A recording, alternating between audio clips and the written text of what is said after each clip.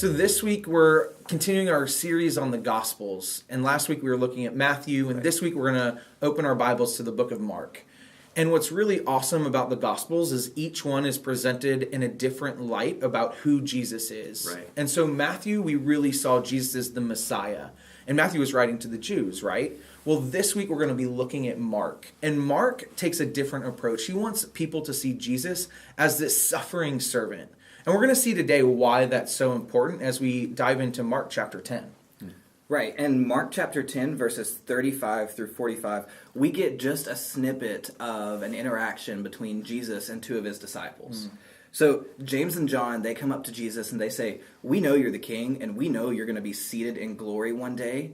And then what they say next, I can't wrap my mind around what was going through their heads. They said, "When you're seated in glory, will you let us sit next to you?" Oh my And be goodness. seated next to you? It's pretty intense. Yeah. Yeah. And so Jesus says, guys, you obviously have no idea what you're talking about here. Because he says, even the Son of Man, talking about himself, came not to be served, but to serve and to give his life as a ransom for many. Jesus says, you guys don't get it. If you think that this glory is about having power and rule over people and dominion, that's not it. He says, if you want to be great, then you need to become a servant, and you need to give yourself, like, in everything that you do. That's what Jesus real does. good. Yeah. That's real good.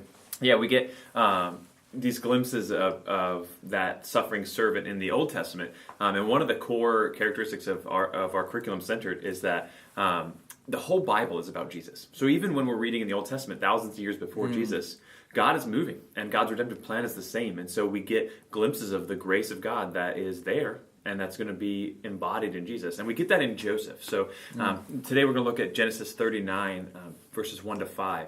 And in this passage, Joseph has gone through the ringer. He's been betrayed by his brothers. He's been sold into slavery. And the whole time, he has been a suffering servant, a true image of Jesus, really. Absolutely. I mean, looks just like Jesus. It's incredible.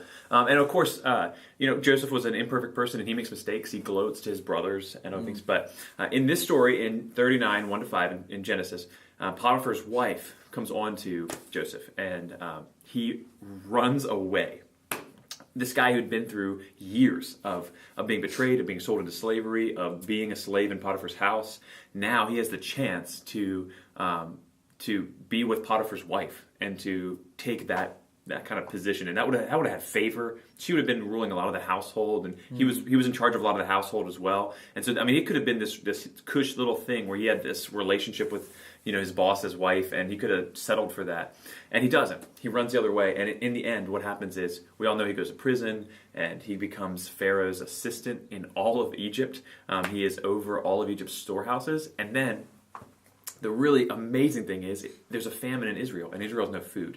And God uses Joseph's willingness to, instead of take the position and take the spot, which is what James and John wanted. Instead of taking that, Joseph's willingness to be the suffering servant, and he saves all of Israel when that famine comes, because Joseph's brothers come for food, and Joseph is able to give them food. Yeah. And so in this Old Testament story, we see a picture very much of Jesus, where if we are willing to say, no, we don't need to look like the coolest, we don't need to be the funniest, we don't need to always be the front person of everything or the person with the most attention.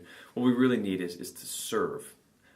Then God will use us in great ways. It draws us closer to God's heart and his plan for our lives. Yeah. And you see that in your own life, wherever you're feeling pushed or wherever you're feeling the pressure to be that most popular or the front person. That's not what God says is always the best. The best is to focus on him first and submit your life to him. And in that servanthood, you find true leadership. Yeah.